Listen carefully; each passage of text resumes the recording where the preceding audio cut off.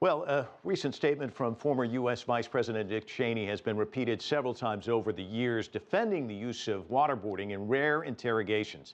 Supporters of so-called enhanced interrogation techniques say they produced results. Others say the technique amounted to nothing more than torture. And now one of the top U.S. congressional committees is about to issue a highly anticipated report weighing in on this very issue. CCTV's Jim Spellman joins us now with the latest. Jim, what are they saying? Mike, this 6,200-page report was drafted by the Senate Intelligence Committee. It's one of the most powerful in Washington, and a committee that has been at odds with the CIA over this very report. It's still classified, but portions were described to the Washington Post and the Associated Press. The report concludes that waterboarding and other so-called enhanced interrogation techniques were ineffective. That's not all. It also says those techniques had no connection to the intelligence that ultimately netted Osama bin Laden. Tonight, I can report to the American people and to the world that the United States has conducted an operation that killed Osama bin Laden. Almost from the moment U.S. President Barack Obama announced the death of Osama bin Laden, supporters of harsh CIA interrogation techniques said those methods were partially to thank for locating the world's most wanted man. 3 people were waterboarded, not dozens, not hundreds, 3. And the one who was subjected most often to that was Khalid Sheikh Mohammed, and it produced phenomenal results for us.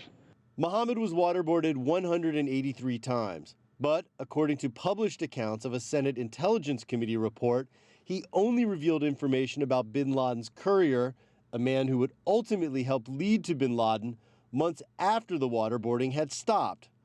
The report is said to draw a similar conclusion about other al-Qaeda detainees, that the enhanced interrogation techniques, what some call torture, simply did not work. We were so worried that there was some major attack being prepared that they went straight for the waterboarding. Waterboarding has always been controversial. A detainee is placed on a board, usually with a cloth over his nose or mouth, and water is poured onto his face, simulating drowning. The report says a similar technique using ice water was employed on at least 3 additional detainees, also yielding no important intelligence. The interrogations often took place in so-called black sites, CIA secret prisons in Europe and Asia, but details about the program remain murky. In 2005, the CIA destroyed videotapes which allegedly showed terror suspects being subjected to waterboarding and other so-called enhanced interrogation techniques. 2 years later, then CIA Director Michael Hayden defended their destruction, but lawmakers at the time were highly critical. We have put people to death for waterboarding our soldiers, and I simply cannot accept it. I don't care who thinks it's a good idea in some circumstances. In a statement to CCTV, a CIA spokesman wrote, President Obama officially ended the CIA's rendition, detention, and interrogation program 5 years ago in 2009. So the agency's detention facilities have long been closed, and the agency does not use enhanced interrogation techniques. With waterboarding no longer a part of the U.S. war on terror, this report, if ultimately made public, may be more about how history views a difficult American chapter. I think there's a lot more that goes into how America is viewed around the world in any one episode. And, you know, we haven't been doing waterboarding in a long time. The people we waterboarded maybe shouldn't have been, but they were also some pretty bad people for the most part.